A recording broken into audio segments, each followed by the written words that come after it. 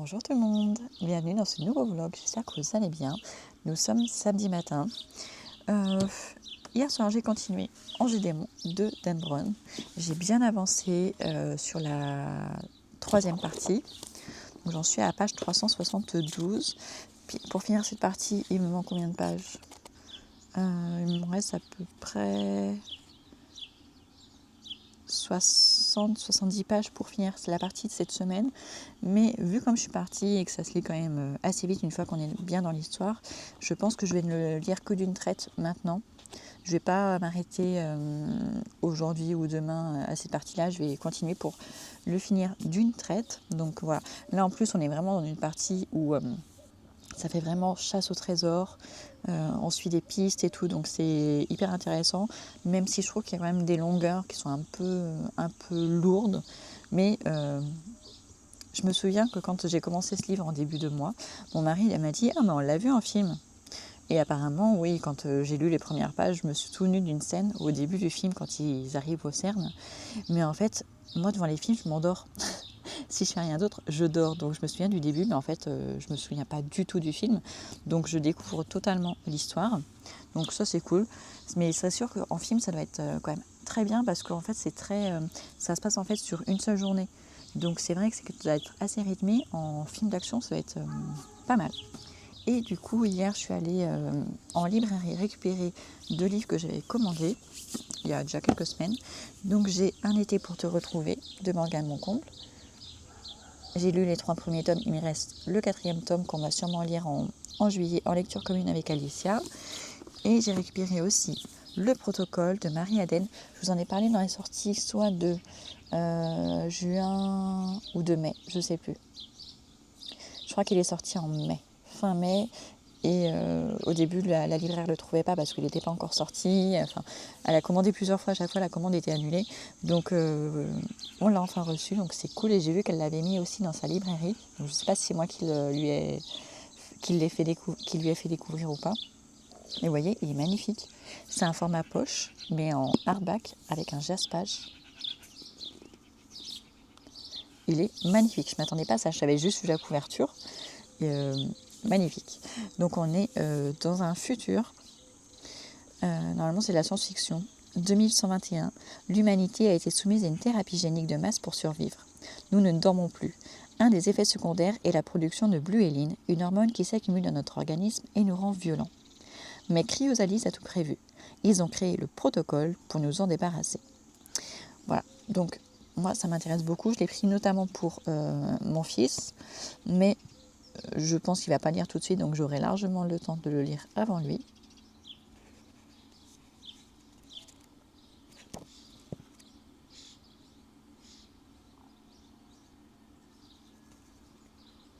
Il fait à peu près 430 pages, mais il est trop beau, il me fait trop envie. Mais je vous ai dit, les livres qui sont rentrés dans ma maison ces 2 dernières semaines, que ce soit de la médiathèque ou de la librairie, me font hyper envie. Mais vraiment trop envie. Et donc voilà. Donc aujourd'hui, ça va être lecture de celui-ci. Je ne sais pas ce qu'on va faire aujourd'hui, parce qu'il fait toujours aussi chaud. Donc je ne sais pas ce que mon mari a prévu. Les enfants sont en vacances, donc jusque-là tranquille. Enfin, pas tous. 3 sur 5. C'est déjà bien. Il reste ces 2 petits à qui il reste une semaine d'école. Et donc voilà. Donc je reviendrai vous voir dans quelques jours, quand j'aurai terminé au moins un livre. Ciao, ciao. Bonjour à tous, j'espère que vous allez bien. On se retrouve pour la suite de ce vlog. Bon, cette semaine on a un peu moins chaud, on profite de l'extérieur. Mais la semaine prochaine, ils annoncent encore des températures à 39. Donc il va falloir faire attention. Alors, je viens vous parler de lecture bien sûr. J'ai fini dimanche Angers Démon de Dan Brown. Alors, je pensais qu'il était sorti après le Da Vinci Code. Mais en fait, d'après Babelio, c'est celui-ci qu'il faut lire en premier, puis Da Vinci Code, puis je ne sais plus à quel est après les autres. Je crois après il y a Le Symbole perdu, puis Inferno, et après il y en a encore un 5e. Mais bon, franchement, c'est pas gênant. Le Da Vinci Code, je l'ai lu il y a 20 ans. Voilà, donc je m'en souviens quand même parce que ça m'avait marqué, j'avais adoré. Là, avec Angers Démon, je vous ai déjà dit de quoi ça parlait dans le vlog précédent, donc je ne vais pas me répéter. Mais en tout cas, le début, j'ai trouvé ça hyper lent. Les 2 parties d'après, j'ai trouvé qu'il y avait vachement d'action et tout, parce que je l'avais séparé en 4 parties, puisqu'il y avait 4 semaines au mois de juin. Donc la première semaine avec la première partie, donc ça faisait un quart, c'était très très lent. Après, les 2 quarts suivants, donc qui font la moitié du livre, j'avais trouvé qu'il y avait beaucoup d'action, c'était vachement plus agréable, ça faisait vraiment chasse au trésor, on recherchait les énigmes, il fallait réfléchir, enfin on n'avait pas besoin de réfléchir parce que c'est notre personnage lui-même qui réfléchissait, qui avait tous les... Mais bon, on ne faisait que suivre, mais voilà, c'était haletant. Et en revanche, le dernier quart, la dernière partie, pareil, c'est redevenu hyper lent. J'ai trouvé que c'était hyper invraisemblable. Enfin, franchement, c'était trop. C'était beaucoup trop la fin. J'ai trouvé ça dommage. C'était un petit peu trop... comment dire, fleur bleue, la fin. Ça se finit trop bien en fait. Je ne m'attendais pas à ça et j'étais un peu déçue par la fin. Mais bon, ce n'est que mon avis personnel. Je pense que beaucoup ont aimé la fin.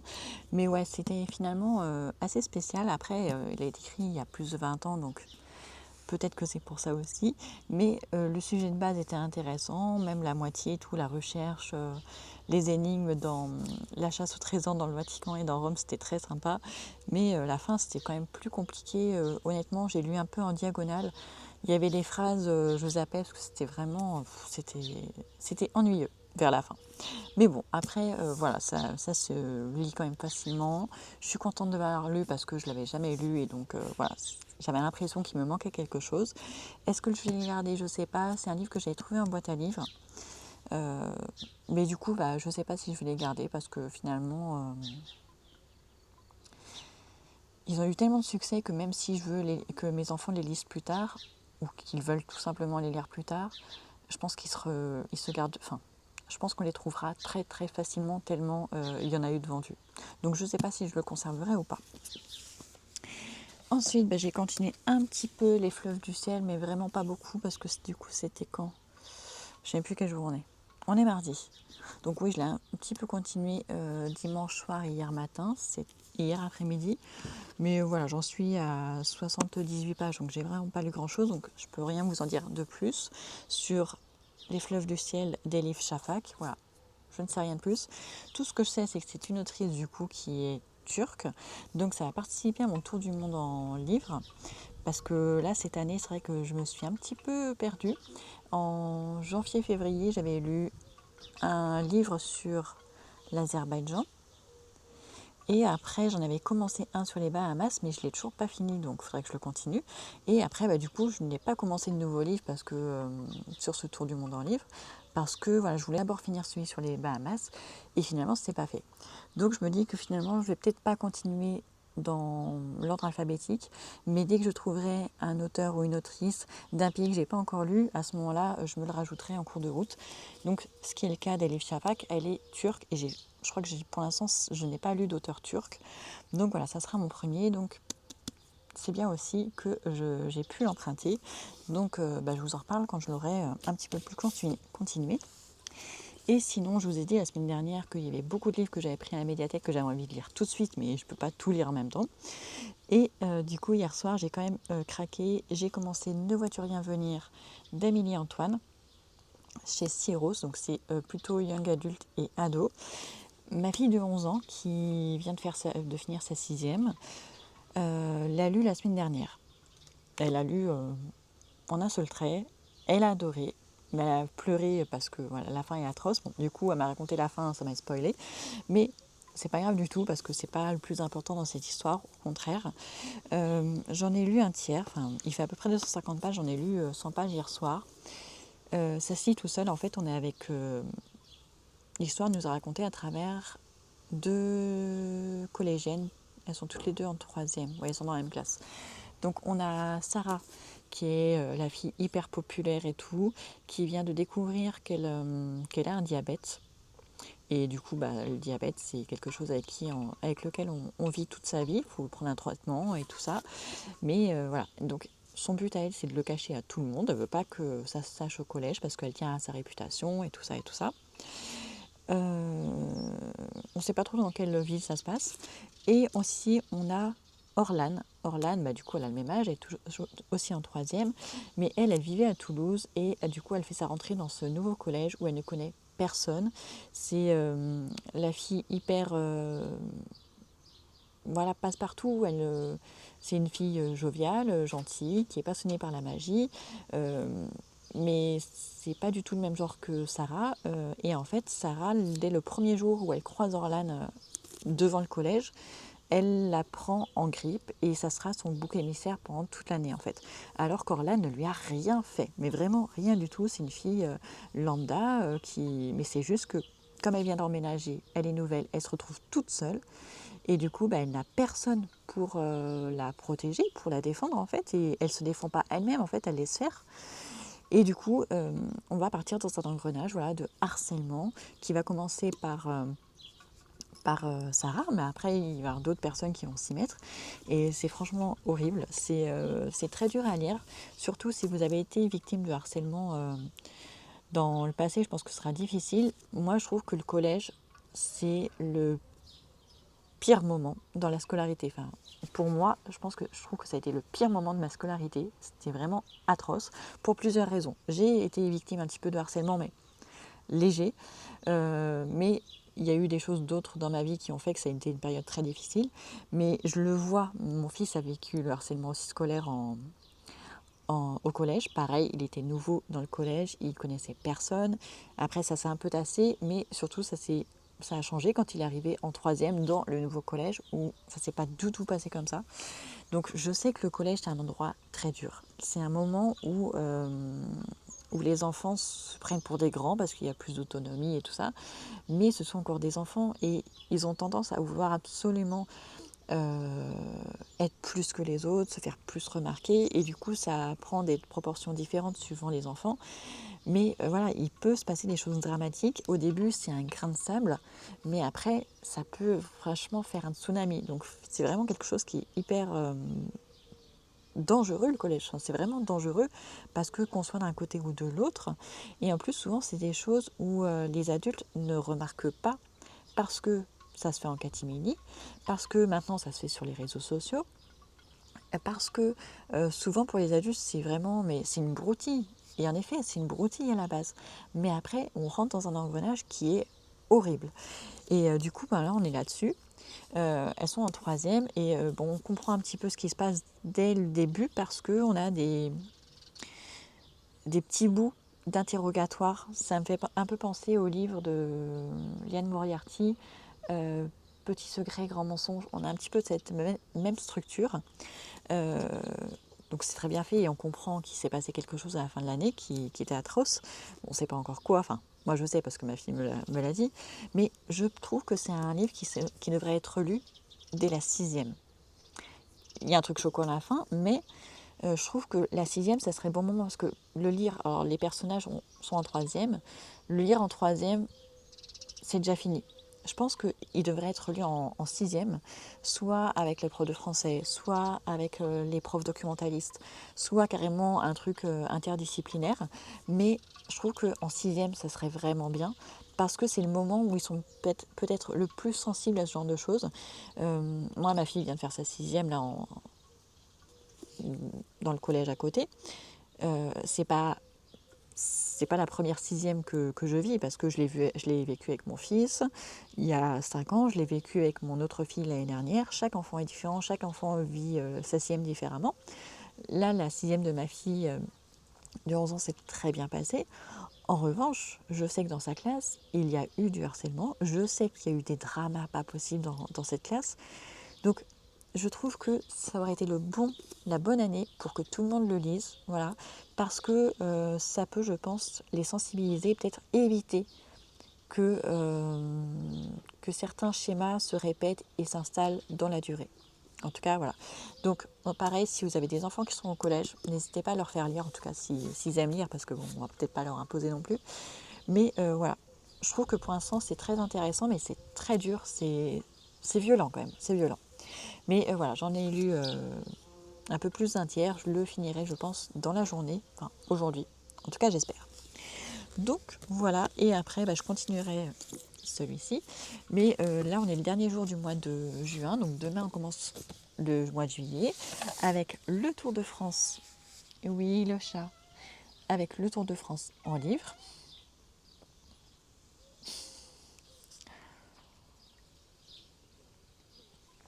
Et pour ça, j'ai préparé mes piles à lire de l'été. Ouais, j'en ai pas fait une seule, j'en ai fait deux. Donc juste après ce petit moment de vidéo, je vais aller tourner cette pile à lire, enfin ces deux vidéos piles à lire. Et j'ai plusieurs lectures communes de prévues pour le mois de juillet. Je m'en étais pas rendu compte que je m'étais inscrite à autant de lectures communes entre celles que j'ai proposées et celles auxquelles je me suis inscrite. Mais bon, on va essayer de gérer tout ça. Et puis bon, après, vendredi soir, tous les enfants seront en vacances. Donc, on va dire que je serai à peu près en vacances, même si je suis jamais en vacances. Mais bon, ça, c'est pas grave. Mais disons qu'on sera peut-être plus relâché et le fait de plus avoir forcément besoin de me lever à 6h30 le matin, même si je sais que je vais me réveiller quand même à 6h30 parce que mon corps est habitué. Mais voilà, ça sera quand même un rythme plus cool. Donc, j'essaierai de quand même me dégager plus de temps pour lire, notamment en journée, chose que je ne fais pas actuellement. Donc voilà, je reviendrai vous voir dans les prochains jours pour vous dire du coup si j'en ai fini. Normalement j'en aurai au moins fini un. Est-ce que j'en aurai commencé d'autres? Et puis pour vous dire les lectures communes qui sont prévues aussi dans les prochains jours. Voilà, je vous dis à très bientôt. Bonjour tout le monde, j'espère que vous allez bien. On se retrouve, nous sommes jeudi. J'ai pas eu le temps de venir vous voir hier, mais c'est pas grave parce que de toute façon j'avais pas fini les livres. Ah, j'essaye de filmer entre deux bruits de travaux, mais visiblement il n'avait pas terminé. Bon, les travaux reprennent aujourd'hui, normalement après ce sera terminé en fin de semaine. Bon, je pense que ça devrait aller pour vous, vous ne devriez pas trop entendre. Moi je l'entends bien, mais normalement ça devrait être filtré, j'espère. Donc, hier j'ai terminé Ne vois-tu rien venir d'Amélie Antoine. Donc c'est un roman fait pour les ados, donc aux éditions Syros. Amélie Antoine, elle écrit dans plusieurs styles, autant pour les adultes que pour les enfants ados, on va dire, peut-être même pour les enfants plus jeunes aussi. Donc là, on est sur un livre sur le harcèlement, notamment le harcèlement scolaire. Je vous en ai déjà beaucoup parlé, je crois. Donc franchement, top, à lire au collège, à faire lire à vos enfants, à faire lire à tout le monde en fait, parce que je trouve que c'est hyper important. Ça peut avoir des conséquences dramatiques. Il y a deux fins. Ça, ma fille m'en avait pas parlé quand elle m'a spoilé l'autre jour. Il y a deux fins. Donc en fait, il y a l'autrice imagine une fin tragique et une fin qui pourrait être différente. Et du coup, je trouve ça bien parce que ça permet de ne pas non plus rester dans un truc hyper négatif. Quand j'en ai parlé avec ma fille après avoir fini le livre, je dis mais tu m'as pas dit qu'il y avait deux fins en fait. Elle me dit ouais mais non en fait il y a une fin et après il y a une possible fin imaginée, mais elle me dit c'est pas la vraie fin. Donc moi je l'ai pas vu ça comme ça, moi j'ai vu comme deux hypothèses différentes.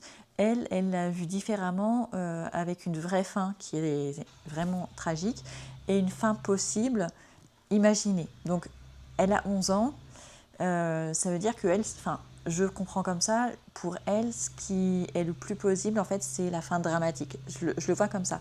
Mais n'hésitez pas à le lire, à me dire ce que vous en pensez, à le faire lire à vos enfants, ados. Pas primaire, c'est beaucoup trop violent pour des primaires, mais je trouve que ça reflète bien ce qui se passe au collège. Et donc voilà, même pour si vous avez des ados au lycée, je pense que ça peut aussi... parce que quand on est au lycée, on peut aussi se retrouver dans certaines situations similaires. Et parfois, souvent, les collèges, les lycées sont quand même proches les uns des autres. On a même des endroits où il y a le collège et le lycée dans le même bâtiment. Et c'est vrai qu'on peut se retrouver en étant lycéen, témoin de quelque chose envers des collégiens, et on peut intervenir. Voilà, c'est aussi ça. Donc, très important, très bien écrit, je le trouve très juste, très vrai. Ça se passe avec des jeunes d'aujourd'hui, donc il y a les réseaux sociaux et tout, mais je trouve que ça s'adapte aussi. Enfin, si vous avez été comme moi ado dans les années 90, je trouve qu'on peut très bien se retrouver aussi parce que finalement ce sont des choses qui sont quand même universelles, qui sont racontées avec des détails voilà, qui changent, mais extrêmement bien écrit, extrêmement bien pensé. Et voilà, donc un livre très important, je trouve, à lire. Donc voilà, je n'arrête pas de vous le dire, mais Voilà, c'est hyper important et j'espère qu'on le verra plus souvent. Ensuite, du coup, je l'ai fini hier après-midi. Et du coup, hier soir, j'avais pas trop envie de revenir dans celui-ci. J'étais extrêmement fatiguée hier soir. Je me dis non, j'ai pas envie de me lancer dans une lecture aussi exigeante. Parce que bon, c'est quand même exigeant, je trouve. Même si c'est très agréable à lire, c'est exigeant. Donc j'ai préféré le garder pour peut-être ce week-end. Mais du coup, vu qu'hier on était le 1er juillet, c'était le premier jour du challenge, de mon challenge du Tour de France en livre. Et du coup, je vais aller piocher dans ma pile à lire que je me suis faite pour cet été. Et du coup, j'ai choisi celui-ci, ma deuxième liste de Grégoire Delacour, vu qu'en plus c'est un livre très court, ça va me permettre de bien commencer l'été. Et donc, ça fait à peu près un peu plus de 200 pages, voilà, un petit peu moins de 250 pages. J'avais lu le premier en 2023 ou 2024, je ne sais plus. 2024, je pense. Et j'avais pas encore ce tome-là, donc j'avais pas pu le lire à la suite. Mais du coup, j'avais un petit peu oublié ce qui s'était passé dans le premier tome. En plus, l'auteur a écrit celui-ci 13 ans après l'autre. Donc il y a une différence de 13 ans en termes d'écriture. En revanche, dans l'histoire, il s'est passé que 3 ans entre les deux tomes, donc c'est bien. Et puis il nous fait un petit résumé de ce qui s'est passé quand même à la fin du tome 1. Donc voilà, j'étais moins perdue, j'étais rassurée. Pour l'instant, j'ai lu combien de pages? Pas énormément, j'ai lu 60 pages. Alors, je suis très contente de retrouver le personnage principal du tome 1. Donc en fait, dans le tome 1, on avait Jocelyne, qui était une femme qui travaillait dans une mercerie, qui gérait une mercerie à Arras. Elle était mariée, elle avait 2 enfants, et en fait, par hasard, elle a gagné au loto. Bon, elle n'était pas très heureuse dans sa vie, et par hasard, elle a joué au loto une fois poussée par ses amis, et en fait, elle gagne. Sauf que ça la paie hyper mal à l'aise, elle n'en parle à personne, elle n'encaisse pas le chèque, et il va se passer des choses. Dramatique, franchement c'était hyper triste, mais la plume de l'auteur est vraiment géniale, il a un humour que j'adore et ça se lit tout seul. Et du coup là on est dans le tome 2, du coup sa vie a changé, elle a encaissé l'argent, mais pour l'instant, elle n'en a rien fait, ou pas grand-chose. Et donc là, visiblement, dans cette deuxième liste, c'est comment est-ce qu'elle va pouvoir dépenser cet argent, j'imagine. Mais bon, j'en ai lu que 60 pages, mais il s'est passé des choses dans le tome 1 qui font que là, dans le tome 2, bah, c'est un petit peu comme si on repartait de zéro parce qu'elle va essayer de reconstruire sa vie en fait à cause de tout ce qui s'est passé dans le tome 1. Et ouais, mais elle est toujours aussi touchante, Jocelyne, je l'aime beaucoup, c'est un personnage que j'aime beaucoup. Et globalement, tous les personnages sont hyper attachants, hyper attendrissants. Donc voilà, j'ai qu'une envie, c'est de retourner le lire. Mais bon, il faudra que j'attende quelques heures, je pense pas pouvoir le faire ce matin, peut-être un petit peu cet après-midi, mais surtout ce soir. Et du coup, j'ai récupéré ma liseuse. Ma fille n'a pas fini son livre, mais elle a commencé d'autres livres entre-temps. Donc je dis, bah, je veux bien le récupérer entre-temps. Comme ça, je vais pouvoir avancer l'hypermonde. J'ai lu vraiment pas grand-chose. Je me souviens même plus de quoi ça parle, du coup. J'ai lu combien? Je n'ai lu que 10%. Donc, et je ne sais même plus de quoi ça parle, donc ça va être difficile d'y retourner. Là, j'ai vraiment pas envie de lire sur liseuse, je sais pas pourquoi. Mais vu que là, on est en train d'installer la piscine, je me dis que vu que je vais devoir être dans la piscine avec les enfants pour les surveiller, notamment les 2 petits, je me dis, je préfère emmener ma liseuse dans la piscine, elle craint sûrement moins que les livres papier, parce que les dernières années, quand on partait à la plage, j'emmenais ma liseuse, elle était pleine de sable et tout ça, mais c'est pas grave, elle résiste très très bien. Donc je pense qu'elle résistera aussi à la piscine, tant qu'on la fait pas tomber dedans. Donc elle va sûrement m'être utile dans les prochaines semaines. Et du coup, ce week-end, je continuerai celui-ci. Sinon, je voulais vous faire un petit bilan de mon mois de juin parce que j'ai l'impression, en fait, je suis carrément en retard sur mon carnet de lecture. L'autre fois, je l'ai fait à l'arrache il y a un mois. Là, il faut que je m'y remette. J'ai téléchargé, j'ai imprimé les couvertures, donc j'ai plus qu'à les coller dans mon carnet de lecture. Donc, je vais faire ça ce matin, je pense, mais je suis quand même vachement à la bourre. Mais globalement, j'avais l'impression ces derniers temps de ne lire que des pavés. Donc du coup, je me dis, on va aller voir quand même le nombre de pages des livres que j'ai lus. Et en mai, j'ai lu 9 livres. Je vous parle que des livres lus en papier, pas des livres audio. En papier, au mois de mai, j'ai lu 9 livres, dont 4 étaient des pavés. Moi, ce que j'appelle des pavés, c'est plus de 500 pages, même plus de 600 pages. J'en ai lu 4 au mois de mai, donc ce qui était déjà, je comprends pourquoi j'ai eu cette impression-là. Et au mois de juin, je n'ai lu que 6 livres. Et sur les 6 livres, il y en avait 4 qui faisaient au moins 500 pages. Donc forcément, c'était pas juste une impression. Oui, j'ai lu beaucoup de pavés ces derniers temps. Donc du coup, ça me fait une moyenne de 460 pages par livre au mois de juin, ce qui est beaucoup. Heureusement, j'ai réussi à caser 2 livres plus courts qui faisaient que 250 pages dans tout ça. Mais c'est vrai que du coup, c'était pas juste une impression. En fait, c'était vraiment ça. J'ai lu vraiment des gros livres. Et comme en plus, la plupart étaient en brochet, en grand format, bah, du coup, ça rajoute cette impression de grosseur, en fait, ça pèse. Mais voilà, donc c'était juste un petit point qui m'a interpellée ces derniers temps, et oui, c'était pas juste une impression, j'ai lu des pavés, j'en ai lu beaucoup. Mais en même temps, ça prouve que je me suis laissée porter, je n'ai plus fait de pile à lire ces derniers mois, et du coup, je suis revenue à ce que j'aime, les histoires qui durent longtemps, des pavés, avec des histoires avec lesquelles on reste longtemps, et c'est ce que j'aime le plus. Et du coup, voilà, ma nature est revenue au galop, ce qui est normal. Donc voilà, donc là, on n'est que le 2 juillet. Enfin, mon challenge ne fait que commencer. Et donc celui-ci se passe à Arras, et donc c'est le département du Nord-Pas-de-Calais. Donc tout à l'heure, j'irai colorier mon petit département. Faut d'ailleurs que je colle la carte dans mon carnet, mais je ne sais pas dans quel carnet je le mets. Ça va être dans mon carnet de lecture normal. Mais pour ça, justement, oui, c'est ça que je voulais faire hier. Il faut d'abord que je fasse mon carnet pour le mois de mai, que je fasse le bilan, et après, je peux passer à coller la carte et commencer l'été. C'est ça que je voulais faire dans cet ordre-là.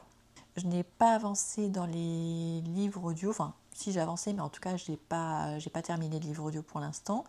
Je suis dans le livre Tutura les riches. Voilà. Je ne sais plus quel auteur, sur NetGalley. Je l'avais mis dans ma wishlist quand j'avais fait les sorties de mai ou juin. Donc ça tombait bien.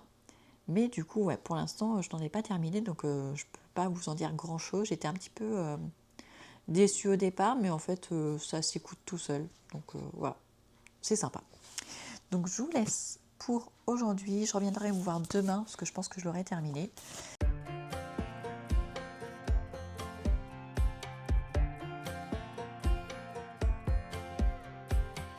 Last time we talked, you had nothing to say.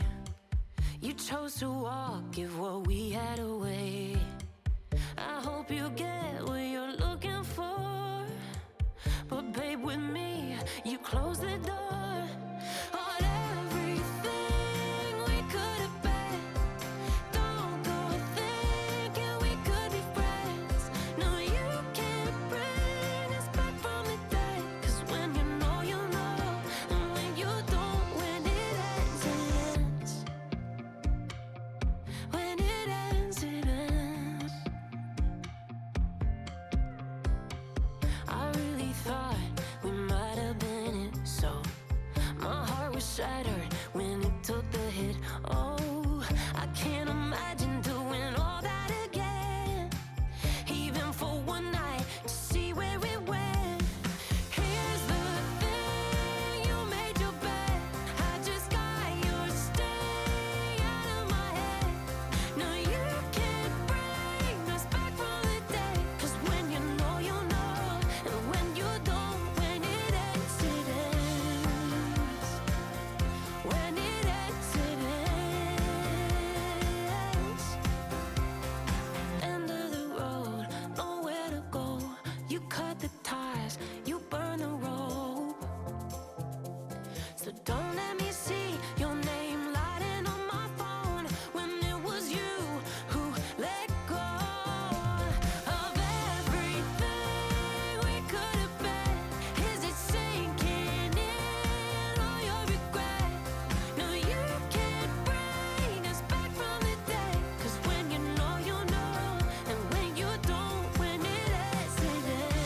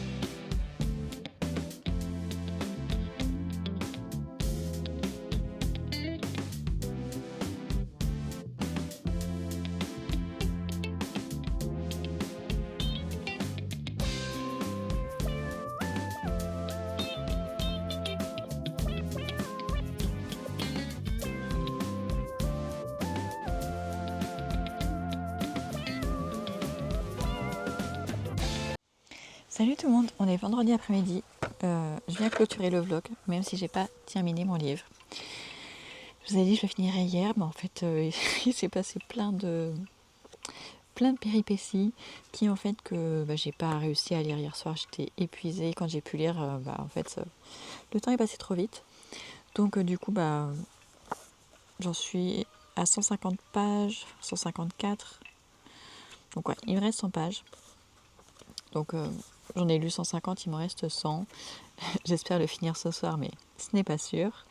Donc voilà, c'est pas grave. Je reprends un petit peu de retard, mais je me rattraperai ce week-end. Mais en tout cas, je termine ce vlog ici. Tous les enfants sont en vacances, là, depuis 1 heure. C'est bon, tout le monde est en vacances. Donc je continue les vlogs lecture pendant tout l'été. Il n'y a pas de souci pour ça. Je risque peut-être juste d'être moins régulière. J'avais l'habitude de les poster tous les vendredis après-midi. Là, par exemple, il est vendredi 16h. Il ne sera pas en ligne à 17h, c'est pas possible. Mais j'essaierai de vous le mettre demain pour samedi. Au pire dimanche, voilà. Mais en tout cas, voilà, les vlogs continuent. Je vous abandonne pas, on continue à lire. Donc, je continue les vlogs, évidemment.